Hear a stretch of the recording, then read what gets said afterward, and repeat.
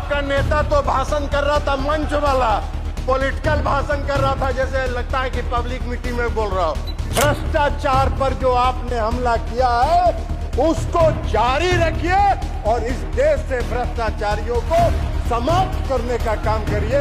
1971 में इस देश में एक चुनाव हुआ था और उस देश में कांग्रेस पार्टी का नारा था, गरीबी हटाओ, गरीबी हटाओ, देश बचाओ। सदन का जब पहला दिन का सत्र था तो संविधान का किताब लेके कांग्रेस पार्टी के लोग आ रहे थे। जिस पार्टी ने इस देश के संविधान को कलंकित किया हो उसको संविधान लेके सदन में आने का क्या हक है? आपको बता दिए हैं, आपका वही चरित्र है। अभी उनके साथ घूमिए, नेताजी की आत्मा ऊपर से रो रही होगी। मैं अनुराग ठाकुर जी द्वारा जो राष्ट्रपति के महामहिम राष्ट्रपति के अभिभाषण पर धन्यवाद का प्रस्ताव पेश हुआ है, उसके समर्थन में बोलने के लिए खड़ा हुआ।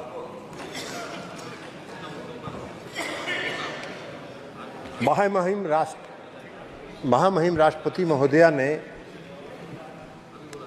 अपने अभिभाषण में पिछले 10 वर्षों में इस देश के आदरणीय प्रधानमंत्री नरेंद्र मोदी जी के नेतृत्व में जो काम किया है उसका दर्पण उस राष्ट्रपति के अभिभाषण में है। और अभी आने वाले बजट में, जब अगले सत्र में इस देश के लिए बजट पेश होगा, तो उस समय 5 वर्षों के कार्यक्रम के साथ परफॉर्म, रिफॉर्म और ट्रांसफॉर्म का पूरा संकलन और पूरा उसका विस्तृत ब्यौरा पेश किया जाएगा। महोदय, प्रधानमंत्री जी ने तीसरा कार्यकाल पूरा किया, तीसरा कार्यकाल उनका प्रारंभ हुआ और इस देश की जनता ने तीसरे कार्यकाल के लिए उनको मत दिया, वोट दिया और पूर्ण समर्थन के साथ सरकार बनाने का बहुमत दिया। लेकिन पूरे चुनाव के दौरान क्या प्रचार हो रहा था?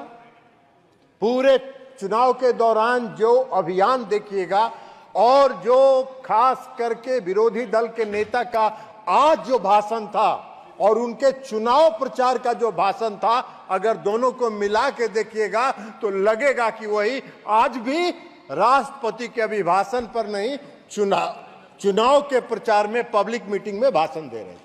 इस तरह के दुष्प्रचार, संवैधानिक संस्थाओं पर हमला, आज भी संवैधानिक संस्थाओं पर हमला कर रहे थे। आज भी लोकसभा के अध्यक्ष की संस्था पर हमला कर रहे थे और उस समय भी संवैधानिक संस्थाओं पर उन्होंने हमला किया, लेकिन जनता ने रिजेक्ट कर दिया।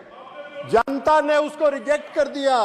जनता ने जो मोदी जी का सबका साथ, सबका विश्वास और सबके विकास का जो मूल मंत्र था उसको स्वीकार किया और पूर्ण बहुमत की सरकार बनाने का जनादेश दिया।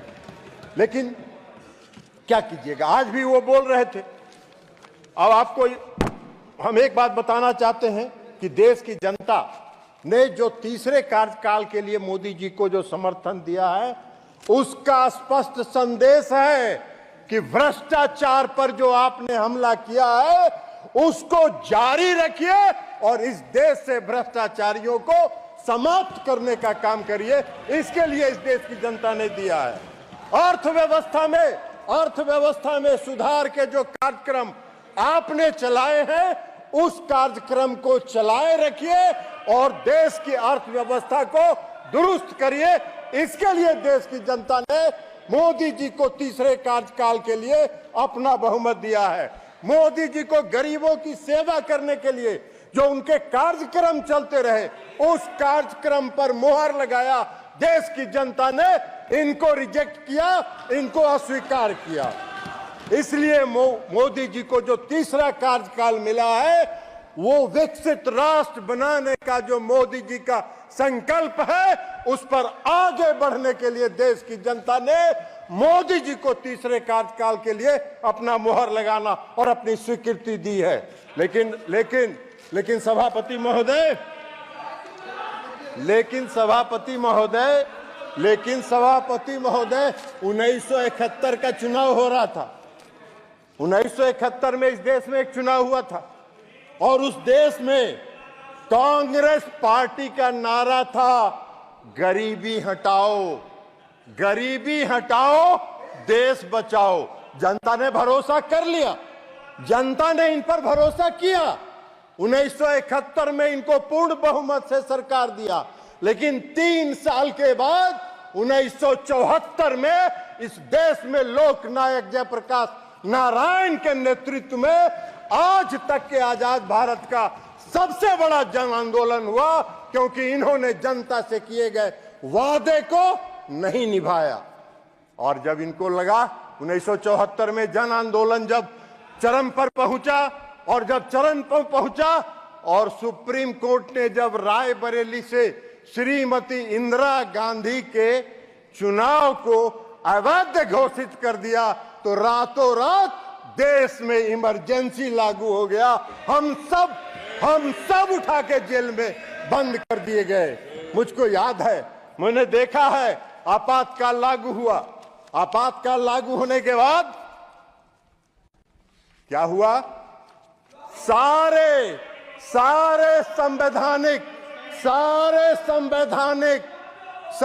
संवैधानिक और देश की जनता का जो फंडामेंटल राइट था, वह राइट बंद कर दिया गया। किसी को बोलने का हक नहीं था, किसी को चिल्लाने का हक नहीं था, किसी को कुछ भी एक शब्द बोलने का, प्रेस की आजादी पर लगा दिया गया। हम सब लोग उठा के जेल में बंद कर दिए गए। मैं भी रहा हूं, जेल में उठा के बंद कर दिया गया।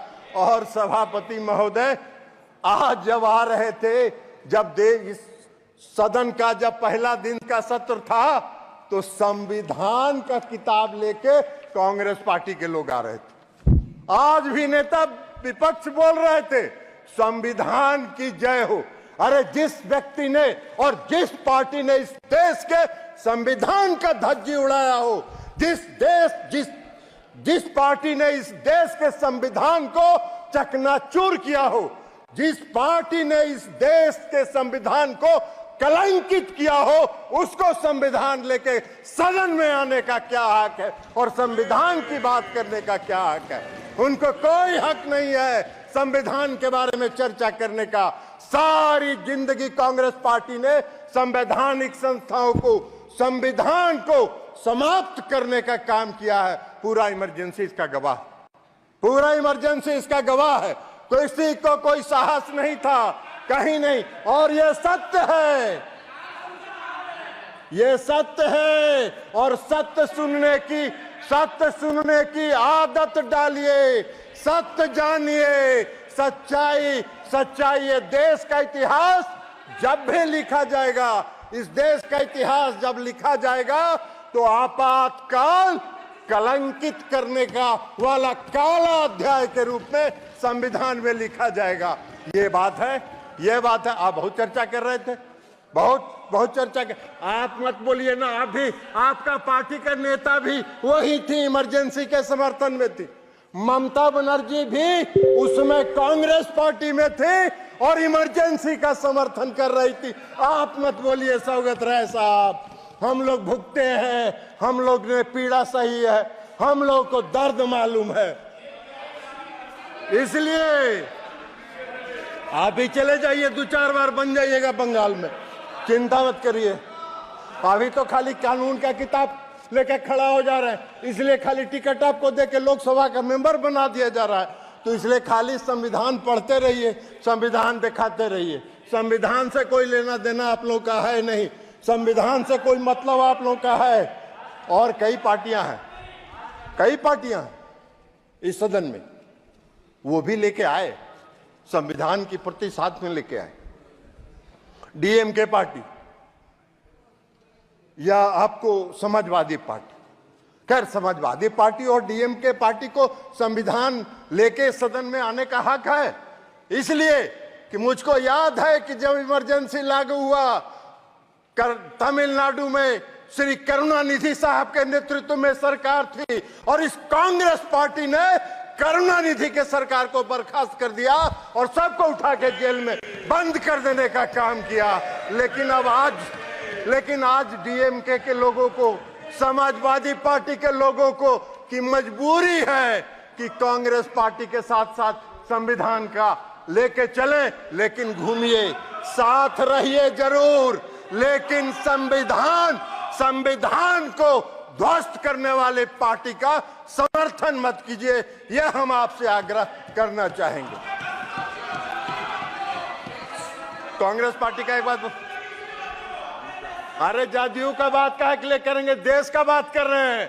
तो आपका नेता तो भाषण कर रहा था, मंच वाला पॉलिटिकल भाषण कर रहा था, जैसे लगता है कि पब्लिक मीटिंग में बोल रहा हो। आप वही चाह रहे हो। इस देश में जॉर्ज फर्नांडिस एक नेता थे। जॉर्ज फर्नांडिस एक ऐसा नेता था जिसकी देशभक्ति रोम रोम में भरी हुई थी। इमरजेंसी के दौरान जॉर्ज फर्नांडिस को कितना कलंकित करने का काम, प्रताड़ित करने का काम और अपमानित करने का काम इन लोगों ने किया। और ये संविधान की बात कर रहे हैं, ये संविधान की रक्षा की बात कर रहे हैं। बड़ा आश्चर्य हो रहा है हम लोग। तो इसलिए संविधान की बात तो मत करिए, और खास करके नेता विरोधी दल का परिवार को कौन संविधान की बात करने का हक है। नेता विरोधी दल का परिवार संविधान विरोधी है। काला अध्याय में आपके परिवार का इतिहास लिखा जाएगा, इस देश के इतिहास। इसलिए आप वो करिए। अध्यक्ष महोदय, सभापति महोदय, पूरे चुनाव प्रचार के दौरान इन्होंने इस देश की चुनाव प्रक्रिया पर प्रश्न चिन्ह खड़ा किया। इस देश की चुनाव प्रक्रिया पर प्रश्न चिन्ह खड़ा किया। ऐसा घूम घूम के प्रचार करते रहे जैसे लगता है कि देश में चुनाव निष्पक्ष हो ही नहीं रहा। पूरे दुनिया में देश को कलंकित करने का काम इन लोगों ने किया। बीच बीच में सुप्रीम कोर्ट जाते रहे चुनाव आयोग को और ईवीएम मशीन को चुनौती देने के लिए। और अगर ईवीएम खराब है तो सौगत राय जी, ममता दीदी का सरकार बंगाल में कैसे बन गया? हिमाचल में आपकी सरकार कैसे बन गई? कर्नाटक में आपकी सरकार कैसे बन गई? तेलंगाना में आपकी सरकार कैसे बन गई? अगर ईवीएम खराब है तो जब आपको मिल जाए तो बड़ा आनंद में, और जब हारने का बारी आए तो ऐसा शो करिए कि जैसे लगता है कि निष्पक्ष चुनाव नहीं हो रहा है, बेईमानी से कोई जीत रहा है। अरे देश की जनता कभी आप पर भरोसा नहीं करेगी। बैलेट पेपर जब चुनाव होता था हम लोगों ने देखा, बैलेट पेपर से जो चुनाव होता है हम लोगों ने देखा, एक एक थाक का थाक बैलेट बॉक्स से बैलेट पेपर निकलता था, थाक का थाक, जिस पर कोई वोटर का दस्तखत नहीं, कुछ नहीं, और उसी की गिनती होती थी। और यही प्रक्रिया आप चलाते रहे और सत्ता का आनंद लेते रहे, देश के संविधान का धज्जी उड़ाते रहे। वही आज भी चाहते हैं। नरेंद्र मोदी जी की सरकार इसको कभी स्वीकार नहीं करेगी। इस देश की जनता का भरोसा नरेंद्र मोदी जी पर है। तो इसलिए आप इस पर चिंता मत कीजिए। और इसके साथ साथ मैं आपको, और याद है ना, आपने देखा था, अभी बोल भी रहे थे, कोई स्पीकर बोल रहे थे, आप मोदी जी पर आरोप लगाते हैं कि संविधान की धज्जी उड़ा रहे हैं। कौन से संविधान की धज्जी उड़ा रहे हैं? अरे मोदी जी तो जिस दिन एनडीए की बैठक थी, इस बार तीसरे कार्यकाल में भी, तो मोदी जी जब संविधान सभा के सेंट्रल हॉल में आए तो सबसे पहले उन्होंने जाके देश के संविधान का नमन किया। और जिस व्यक्ति ने देश की संविधान का नमन करके अपने नेतृत्व पर और देश की बागडोर संभाली हो, उससे संविधान को खतरा नहीं है। संविधान को खतरा है तो आपसे है, कांग्रेस पार्टी के से है। और कांग्रेस पार्टी संविधान विरोधी रही है और रहेगी। प्रधानमंत्री जी ने कई योजनाएं चलाई, पीएम किसान निधि योजना, और जो आज विकास का दर है, ये दर आज हम 5वें नंबर पर थे, हम अर्थव्यवस्था में 11वें नंबर पर थे, और हम 10 वर्ष में 5वें नंबर पर आ गए। और मोदी जी का लक्ष्य है, मोदी जी का संकल्प है, आदरणीय प्रधानमंत्री मोदी जी ने घोषणा किया है कि 5 वर्षों में सब दिए थे। अरे सब बता रहे हैं, आपको बता दिया, आपको बता दिए हैं। आपका वही चरित्र है। अभी उनके साथ घूमिए, नेताजी की आत्मा ऊपर से रो रही होगी। अरे नेताजी की आत्मा रो रही होगी। 11वें स्थान पर था, आज अर्थव्यवस्था 5वें स्थान पर है। और मोदी जी का संकल्प है कि 5 वर्षों में 3रे स्थान पर पहुंचाएंगे। अकेले भारत का जो योगदान है इस दुनिया के विकास दर में वह 15% है। यह मोदी जी की सरकार की उपलब्धि है, आपके सरकार की उपलब्धि नहीं है। इसके अलावा आज यहाँ प्रहलाद जोशी जी बैठे हैं, रिन्यूएबल एनर्जी देख रहे हैं। ये रिन्यूएबल एनर्जी आने वाले समय में इस देश में अगर ऊर्जा पर और बिजली के लिए अगर आत्मनिर्भर होना होगा तो रिन्यूएबल एनर्जी पर ही, वही एकमात्र स्रोत है जिस पर आपको आत्मनिर्भर होना होगा। थर्मल से आपकी जरूरतें पूरी हो सकती हैं, अभी तत्काल लॉन्ग रन के लिए वह उचित नहीं है। और जो पीएम सूर्य घर मुफ्त बिजली योजना प्रधानमंत्री जी ने चलाई है, उससे इस देश के बिजली का उत्पादन सोलर प्लेट के माध्यम से बढ़ेगा। और जब बढ़ेगा तो देश बिजली के क्षेत्र में आत्मनिर्भर होगा। और थर्मल से आपकी जो उसके ऊपर जो आपका है, हाँ, उसके ऊपर जो आपका डिपेंडेंस है वो डिपेंडेंस घटेगा और आप अपने घरों में बिजली उत्पादन करके बिजली को आगे बढ़ा सकते हैं। पीएम किसान सम्मान निधि, प्रधानमंत्री मोदी जी का जो गरीबों के प्रति संकल्प है, 80 करोड़ लोगों को तो मुफ्त अनाज दे ही रहे हैं। पीएम किसान सम्मान निधि भी आज जो उन्होंने दिया है, लगभग 20,000 करोड़ रुपए से ज्यादा उन्होंने किसानों को दिया है। और इस कार्यकाल की शुरुआत के साथ भी प्रधानमंत्री जी ने 20,000 करोड़ रुपया जारी करके लोगों को घरों तक, लोगों को पीएम किसान सम्मान निधि पहुंचाने का काम किया है।